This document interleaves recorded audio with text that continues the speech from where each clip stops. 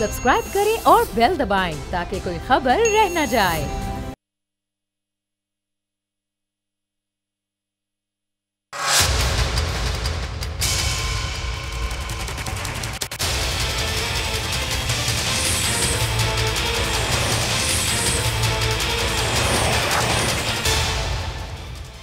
अस्सलाम वालेकुम, आप देख रहे हैं प्रोग्राम बस बहुत हो गया। मैं हूं अरबाब जहांगीर और पाकिस्तान तहरीक इंसाफ की कोर कमेटी का अहम तरीन इजलास इस वक्त पेशावर में चल रहा है। इमरान खान उसकी सदारत कर रहे हैं और तमाम ही PTI की सीनियर लीडरशिप इस वक्त सर जोड़े बैठे हुए है और अब से कुछ ही देर बाद बड़ा अहम ऐलान होने जा रहा है और वो ऐलान होगा उस लॉन्ग मार्च से मुतालिक जिसका साबिक प्राइम मिनिस्टर इमरान खान कई बार बता चुके हैं। उन्होंने इससे पहले कहा था कि मुल्तान के जलसे में वो उसकी डेट देंगे, लेकिन फिर मुल्तान जलसे में उन्होंने बताया कि इतवार के रोज़ कोर कमेटी के इजलास के बाद मैं लॉन्ग मार्च की तारीख का ऐलान करूंगा।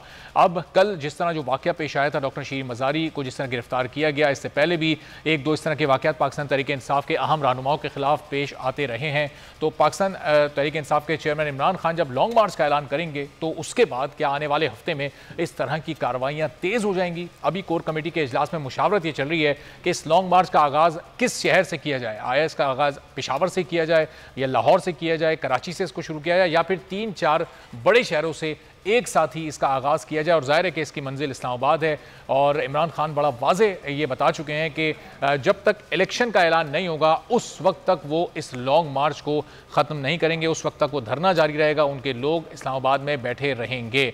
अब क्या हिकमत अमली इस वक्त मुरतब की जा रही है और ज़ाहिर है जल्दी उस हिकमत अमली का ऐलान भी हो जाएगा। इसी पर गुफ्तगू कर अमजद अली खान नियाजी साहब पाकिस्तान तहरीक इंसाफ के सीनियर रहनुमा हमारे साथ मौजूद हैं, फैसल अजीज़ खान साहब सीनियर सहाफ़ी तज्ज़ियाकार हमारे साथ मौजूद हैं। अमजद साहब, इस वक्त ज़ाहिर बनी गाला में बड़ा अहम इजलास चल रहा है, इसी माह या अगले आने वाले 1-2 रोज़ में भी इसका आगाज़ हो सकता है लॉन्ग मार्च का। तारीख का ऐलान ज़ाहिर खान साहब करने वाले हैं, कहाँ से इसका आगाज़ हो सकता है, क्या हिकमत अमली हो सकती है और फिर कल जिस तरह की कार्रवाई हुई, अगर आने वाले दिनों में इस तरह की कार्रवाइयाँ आप लोगों के खिलाफ और होती हैं फिर पाकिस्तानी तहरीक इंसाफ की हिकमत अमली क्या होगी? बिस्मिल्लाहिर्रहमानिर्रहीम। अरबाब, शुक्रिया आपने मुझे मौका दिया। पहली बात तो ये है कि जैसा कि आपने कहा कि आपकी क्या हिकमत अमली होगी, तो मैं ये कहना चाहूँगा कि कुछ चीज़ें मैं शायद आपसे शेयर ना भी कर सकूँ। अच्छा, उसकी वजह है कि कुछ हमारी चीज़ें, क्योंकि हमारा प्लान A और B और C जो है वो बड़ा वाज़ेह है कि हमने किस हिकमत अमली के साथ कहाँ से प्राइम मिनिस्टर जनाब एक्स प्राइम मिनिस्टर जनाब इमरान खान साहब ने कहाँ से निकलना है या किस लोगों को इकट्ठा लेके किस एरिया से लेके आना है। ये बात तय है कि एक बहुत बड़ी तादाद जो हम कह रहे हैं कि 20 लाख से ऊपर लोग लेके आएंगे इंशाअल्लाह ताला, वो इस्लामाबाद की तरफ काफिले रवां दवा होंगे जिस वक्त भी कॉल देंगे। और चूंकि आपको याद होगा कि इमरान खान साहब ने मुल्तान जलसा के अंदर आए कि 25 और 29 के दरमियान कोई भी ये हो सकता है। हाँ, आगे पीछे हिकमत अमली के तहत जो है वो दिन हो सकता है, इससे ज्यादा नहीं। लेकिन आज भी हम ये कहने पे मजबूर हैं कि इम्पोर्टेड गवर्नमेंट अगर अपना जो ऐलान कर दे तो फिर उसके मुताबिक हम अगले अमल जो है वो जो है देखेंगे कि हमने बाद में क्या करना है। लेकिन बेहतर यही है कि ये सह नहीं पाएंगे। अच्छा, ये इंसानों का एक समंदर होगा जो कभी भी ये रोक नहीं सकते। इनका ख्याल है कि हम रियासती मशीनरी और रियासती दहशतगर्दी लोगों को डरा लेंगे या किसी के FIR कर लेंगे या औरतों को, जिस तरीके के डॉक्टर शीरीन मज़ारी साहब प्रोफेसर थी, उनको इन्होंने जब कल अरेस्ट किया, मतलब उनपे एक औरत हो के, हम ये नहीं कहते लेकिन प्रोफेसर थी, पढ़ी लिखी थी, अगर कोई इशू था भी सही, मैं कहता हूँ पहले तो भाई इशू था नहीं, अगर था भी सही तो उनको चाहिए था कि ये उनको बुलाते। अगर कोई वहाँ पे इनकी इन्वेस्टिगेशन ऑलरेडी तो 52 साल से केस चल रहा है, लेकिन एक औरत को महज इसलिए कि वो पाकिस्तान तहरीक इंसाफ की सुप्रीम लीडर में से है, हमारे लीडर्स में से है, जो हमारी कोर कमेटी के मेंबर है, हम इमरान खान को मैसेज दे दें। तो देखिए, इमरान खान तो इन चीजों से डरने वाला नहीं है। तो हम जैसे आप कह रहे हैं कि हालात और वाकयात को देखते हुए ये हिकमत अमली तब्दील होगी, इसका मतलब 2, 3 या 4 प्लान आप लोगों ने तैयार कर लिए। प्लान A फेल होता है तो B तैयार है, B को गवर्नमेंट काउंटर करती है तो C की तैयारी है। बिल्कुल, हमने हर सतह पे तैयारी की हुई है और इनकी सोच है, हम चाहते हैं कि ये जो पुरअमन इनकलाब है ये पुरअमन ही रहे। ठीक है, चलें अमजद साहब, जाहिर है कि आप तो जाहिर जो प्लान्स हैं उसकी डिटेल नहीं शेयर कर सकते चूंकि वो खुद अभी आहिस्ता आहिस्ता पार्टी पॉलिसी के तहत सामने आएगी, कोई प्रेस कॉन्फ्रेंस की जाएगी उसमें बताई जाएगी या शायद उसमें भी ना बताई जाए। लेकिन फैसल साहब चूंकि मेरे साथ मौजूद हैं, जरा उनकी मौजूदगी का फायदा उठाते हैं, उनसे जानने की कोशिश करते हैं कि प्लान्स क्या हो सकते हैं। फैसल साहब, ये प्लान ए पाकिस्तान तहरीक इंसाफ का इस वक्त क्या हो सकता है? जाहिर है वो तो स्ट्रेट अवे पहुंचना है इस्लामाबाद। अगर हुकूमत कोई रुकावटें खड़ी करती है फिर इनकी हिकमत अमली में क्या टर्न आ सकता है, क्या शिफ्ट हो सकता है, क्या समझते हैं आप?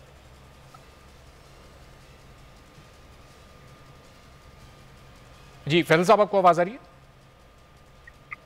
जी अब आपकी आवाज आ रही है, दोहराइए का सवाल। जी मैं कहता हूँ कि ये जो plan A B C 2-3 plans Pakistan Tehreek Insaf ने बना लिए हैं, ये आपके तज्जिए के मुताबिक क्या हो सकते हैं? जाहिर है पहला मकसद तो पहुंचना है इस्लामाबाद, इलेक्शन का ऐलान करवाना है। अगर रुकावटें खड़ी की जाती हैं, कल जिस तरह कार्रवाई हुई इस तरह की मजीद कार्रवाइयाँ होती हैं इनके रहनुमाओं के खिलाफ, फिर इनका प्लान क्या हो सकता है, क्या शिफ्ट आ सकता है इनकी हिकमत अमली में? देखिए प्लान कोई भी हो, इमरान खान साहब को इस्लामाबाद पहुंचना है। इन द एंड उन्हें इस्लामाबाद पहुंचना है। जो उन्होंने कैंपेन शुरू की हुकूमत में रहते हुए, हुकूमत में निकलने के बाद जितनी तेजी से उन्होंने मोबिलाइजेशन की और जिस अंदाज में कौम उनके साथ खड़ी हुई है, खुसूसन नौजवान खड़े हुए हैं, फैमिलीज खड़ी हुई, बच्चे खड़े हुए हैं, उनके सामने पुलिस क्या करेगी, खवातीन और बच्चों को पुलिस क्या करेगी? इमरान खान साहब के पास बहुत बड़ा हथियार है। उनका प्लान 1 हो, 2 हो, 3 हो, 4 हो, कोशिश ये करेंगे कि लोगों को महफूज रखें, फैमिलीज को महफूज रखें, ऐसा कोई इंतशार ना फैले। लेकिन ये तो तय है कि इमरान खान अगर आइंदा 4 घंटों में 12-24 घंटों के अंदर उनको वो मैसेज नहीं मिल जाता जिसका वो इंतजार कर रहे हैं, जिसकी वजह से ये सब कुछ है और ट्रैक 2 के ऊपर नेगोशिएशन बातचीत चल रही है, डेट का मामला चल रहा है और ऑफिशियल अनाउंसमेंट का मामला चल रहा है, ये चीजें अगर नहीं तय पाती तो इमरान खान तो निकलेंगे। और इमरान खान का निकलना तय है। उसके लिए कोई भी प्लान हो, इस्लामाबाद पहुंचना है। जिस तरह से नजर आ रहा है कि बड़ी तादाद के अंदर लोग होंगे, मैं फिगर तो नहीं कोट करना चाहता, लेकिन पूरा पाकिस्तान इंतजार कर रहा है इस्लामाबाद पहुंचने के लिए। और न सिर्फ इस्लामाबाद के अंदर ये धरना होगा बल्कि पूरे पाकिस्तान में अगर कोई इंतशार की कैफियत हुई, हुकूमत ने कोई गलत हिकमत अमली अपनाई और अमन कायम करने के अलावा कोई ऐसा रास्ता चुना, तो फिर पूरे पाकिस्तान में धरना हो रहे होंगे और एक ऐसा मंजरनामा होगा जो पाकिस्तान ने पहले नहीं देखा होगा। क्योंकि इमरान खान रिवर्स गियर के अंदर नहीं आ रहे, अगली हिकमत अमली की तरफ जा रहे हैं। और उनकी अगली हिकमत अमली सिवाय इलेक्शन अनाउंसमेंट करने के और सुप्रीम कोर्ट से कमीशन बनवाने के, इन 2 फैसलों के अलावा वो किसी चीज का इंतजार नहीं कर रहे। लेकिन प्रियोरिटी जो है इलेक्शन के इंतखाबात की तारीख का ऐलान, वो भी आईनी तौर पर, वो भी वाज़ेह अंदाज के अंदर, वो भी अवाम के सामने। और जाहिर है जैसे ऐलान होगा तो फिर वो इलेक्शन कैंपेन में चले जाएंगे, सेलिब्रेशन में चले जाएंगे। सही। तो फैसल साहब, जो कोशिश खान साहब अभी करने जा रहे हैं, ज़ाहिर इससे पहले भी वो कोशिश 126 दिन तक धरना देकर इस्लामाबाद में वो बैठकर कर चुके हैं, लेकिन उसमें भी वो अपने मकासद उन्हें 126 दिन में उस तरह से हासिल नहीं कर पाए थे। इस बार इनका लॉन्ग मार्च और धरना किस हद तक मुख्तलिफ होगा उस 126 दिन के लॉन्ग मार्च और धरने से, जो कि अपने मकासद के उसूल में किसी हद तक नाकाम रहा था? देखिए नैरेटिव का फर्क है। वो जो नैरेटिव था वो ये कहते थे कि जालसाजी हुई है और इन हलकों के अंदर दोबारा गिनती की जाए और ये वोटिंग कराई जाए वगैरह वगैरह। और वो पूरे इलेक्शन के पूरे मरहले के ऊपर उन्होंने अदम एतमाद का इजहार किया था। यहाँ मामला बहुत डिफरेंट है, यहाँ नैरेटिव बहुत मजबूत है। इस नैरेटिव का मुकाबला करने के लिए हुकूमत के पास कोई और बयानिया नहीं है। इमरान खान का बयानिया अमेरिका ने साजिश की, मदाखलत की, वो साबित हो गया। नेशनल सिक्योरिटी कमेटी के अंदर साबित हो गया, दोबारा शहबाज शरीफ साहब ने मीटिंग करवाई, उसमें साबित हो गया। उसके बाद वो मुसलसल चीजें ऐसी वाज़ेह अंदाज में आती रही जो टेलीविजन चैनल्स के ऊपर अमेरिका की आया कि अमेरिका ने ये किया। और उसके बाद फिर ये सारा सिनेरियो जिस तरह पुख्ता हुआ, उसके साथ अवाम बड़ी मजबूत अंदाज में खड़ी है। पहले उनके वर्कर्स थे, अब सिनेरियो बदल गया है। अब पूरा पाकिस्तान से बाहर लोग, अब उनका बहुत हैवी किस्म का एक नैरेटिव है, उस नैरेटिव को आगे लेके चल रहे हैं। और मुकाबले में जो लोग हैं वो जमानतों के ऊपर है, 60% कैबिनेट जमानतों के ऊपर है, वो FIA को जिस तरह चला रहे हैं, सो मोटो सुप्रीम कोर्ट का हो गया। इमरान खान का बयानिया जो है उसके मुकाबले में हुकूमत के पास कुछ नहीं। अमजद अली खान नियाजी साहब, फैसल अजीज साहब हमारे साथ मौजूद है। अमजद साहब, जो सवाल फैसल साहब से मैंने इस खबर से पहले किया था वो ये आपकी तरफ लेकर आता हूँ कि इससे पहले ये 126 दिन का धरना आप लोग दे चुके हैं। इस बार ज़ाहिर है फैसल साहब कह रहे हैं कि नैरेटिव बहुत डिफरेंट है, इस बार एक मोमेंटम बड़ा बना हुआ है आप लोगों के साथ। कितने दिन बैठने जा रहे हैं? चूंकि अगले 20 दिन में यही हुकूमत बजट पेश करने की भी तैयारी कर रही है, इसका मतलब अगले 2 हफ्ते तो ये कहीं नहीं जाने वाले। तो आप लोगों ने तैयारी कर रखी है कि फिर महीना, 2 महीना, 3 महीना बैठना पड़ा तो एक तवील धरना आ सकता है सामने, तैयारी है, मुकम्मल है आप लोगों की? बिल्कुल, इसमें कोई शक नहीं है अरबाब, हमें पुराना एक्सपीरियंस भी है। उस वक्त सिर्फ पाकिस्तान तहरीक इंसाफ निकली थी, आज पूरा पाकिस्तान बाहर आ रहा है। तो मैं नहीं समझता कि ये ज्यादा देर जो है ये इसको ये सह पाएंगे, समंदर होगा और इस समंदर को रोकना इस इम्पोर्टेंट गवर्नमेंट के बस की बात नहीं। इनका क्या है, आज जमानतों पे है। आज देखें कि इनका जो मैंडेट है ये तो इन्होंने चोरी की है। इनका भी ना मैंडेट आज भी पाकिस्तान तहरीक इंसाफ की अक्सरियत है, मुझे बताएं।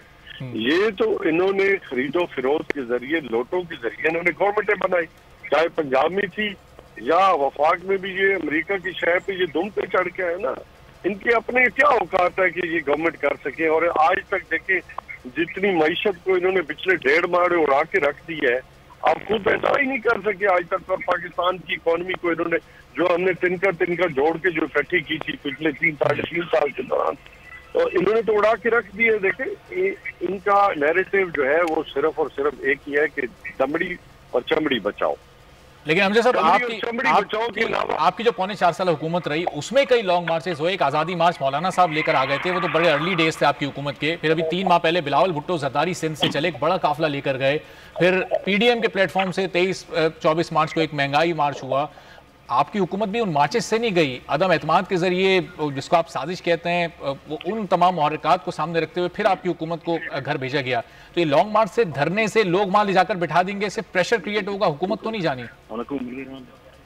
बात सुने ना अरबाब, उनकी जो ये जो लॉन्ग मार्च इन्होंने किया था ना, वो तो अबू बचाओ मुहिम थी। इन्होंने आते ही आपने देखा होगा जो सुप्रीम कोर्ट ने नोटिस लिया कि सबसे पहले आर्डर तो इन्होंने यही किया कि जी वो ऑफिसर जो इनकी इंक्वायरीज कर रहे थे और इनसे मुकदमात इनके देख रहे थे, प्रोसिक्यूशन डिपार्टमेंट था या इंक्वायरी FIA था, सबसे इन्होंने तो वो चीजें सारी खत्म कर दी। इनका एजेंडा तो सिर्फ और सिर्फ मैंने पहले कहा कि लुटो और फुटो का एजेंडा था और है। इसके अलावा मुझे बताएं, इन्होंने जो 1.5 माह हुए हैं, सिवाय लंदन यात्रा के अलावा वहां पे भी ये पूरे प्राइम मिनिस्टर जो है वहां पे गए अपनी पूरी काबीना के साथ। मुझे बताएं कि वहां पे क्या इन्होंने फैसले किए, जो बता सकता है, सिवाय वहां हाजिरी लगवाने के और अपनी जो इख्तिदार है उसको दवाम बख्शने के। मुझे बताएं कि आज इन्होंने मईशत के हवाले से कौन से इजलास किए हैं। ये बताएं कि इस वक्त पाकिस्तान के अंदर और भी बहुत सारे मसाइल हैं। उनके डॉलर कहाँ पे खड़ा है, डॉलर कितना ऊपर जा रहा है, हमजा साहब अगर चले अवामी मसाइल पर अगर ये कौमी असेंबली का इजलास बुलाए भी, तो आप लोग तो इजलास छोड़कर ही जा चुके हैं, वहां तो अपोजिशन इस वक्त अमली तौर पर मौजूद ही नहीं है। आपकी की हुई कानून साजी को भी अगर ये रिवर्स करते हैं तो वहां आप उसके दिफा के लिए मौजूद ही नहीं है। क्यों छोड़ दी फिर आप लोगों ने कौमी असेंबली? देखिए असेंबली का वजूद अपना खो चुकी है ना। असेंबली को तो इन्होंने वहां पे जितनी इन्होंने खरीदो फरोख्त की है और इन्होंने कहा था कि हम वोट को इज्जत देंगे, तो इन्होंने तो सिर्फ नोट को इज्जत दी थी। ये 20-20 करोड़ वोट पैसे दे के इन्होंने तो सिर्फ लोटे खरीदे है ना। अब आपका ये कहना कि वो असेंबली क्या क्रेडिबिलिटी है उसकी? लोटों को इन्होंने बनाया पोजीशन लीडर, लोटों को इन्होंने बनाया चेयरमैन पब्लिक अकाउंट कमेटी। अब मुझे बताएं उसकी क्या हैसियत है? हम मुझे लोटों के जरिए तो ये चल रहे हैं। अच्छा चले ठीक है हमजा साहब, आप लोग के नजदीक उसकी अहमियत नहीं है, लेकिन जरा फैसल साहब की तरफ मैं सवाल लेकर जाऊँ। फैसल साहब, अगर ये असेंबली जिसकी पाकिस्तान तहरीक इंसाफ के नजदीक कोई हैसियत नहीं है, यही अगर इनकी की हुई कानून साजी को रिवर्स कर देती है, ये EVM का कानून और इलेक्टोरल रिफॉर्म्स, ओवरसीज पाकिस्तानी को वोट का जो हक था, तो बहरहाल वो कानून साजी तो हो जाएगी। फिर आने वाले इलेक्शन में उसका नुकसान पाकिस्तान तहरीक इंसाफ को होता है तो फिर एक बार धांधली का शोर मचेगा इलेक्शन के बाद कि धांधली हो गई, ये कानून साजी रिवर्स हो गई थी। ये कानून साजी किए बगैर इंतखाबी इस्लाहात की, क्या ये हुकूमत छोड़ेगी अपनी कुर्सी? इस हुकूमत को ये लोग अपना इख्तिदार खत्म करेंगे उससे पहले? असल में इन्होंने प्लान तो यही बनाया था कि इलेक्शन रिफॉर्म्स करनी है, लेकिन सबसे पहले उन्होंने आके अपने नाम ECL से निकाले, उन तमाम लोगों के नाम ECL से निकाले जिनके ऊपर मुकदमात हैं, जो जमानत पर हैं, और मुसलसल ये काम हुआ और अब तक जारी है। उसके बाद उन्होंने उन ऑफिसर्स को, उन प्रोसिक्यूशन ऑफिसर्स को, वो IO जो थे इन्वेस्टिगेशन ऑफिसर्स, उनको तितर बितर किया, उनको थ्रेट्स किया। वो जांबाज भी हो गए एक ऑफिसर, उसके बाद दिल के दौरे भी पड़ रहे हैं और लोगों को इधर उधर कर दिया और वो सारी जो तहकीकात थी वो रोक दी। और दूसरा स्टेप ये था, जो असल स्टेप था जिसके लिए वो आए थे कि नैब को हम ठीक करेंगे, नैब को ठीक नहीं कर पा रहे, अब वो उसका ऑर्डिनेंस खत्म होगा, देखें क्या होता है उस मामले में। और इलेक्शन रिफॉर्म्स का जो एक मरहला है वो अब तक ये हुकूमत, मखलूत हुकूमत बताने में नाकाम रही है कि वो कौन से 5, 6, 8, 10 स्टेप वो करना चाहते हैं, वो बताएं, आवाम को लेकर आए, सिवाय इसके कि ओवरसीज पाकिस्तानी से वोटिंग राइट्स लेना और जो इलेक्ट्रॉनिक वोटिंग मशीन है उसके इस्तेमाल को रोकना। इसके अलावा कोई मजबूत किस्म की चीज अब तक सामने नहीं आई है। अच्छा, पार्लियामेंट के अंदर भी अपोजिशन आप देखेंगे अपोजिशन आ जाएगी। उसकी वजह यह कि इन्होंने जिस अंदाज के अंदर गेम बनाया हुआ है। सब्सक्राइब करें और बेल दबाएं ताकि कोई खबर रह न जाए।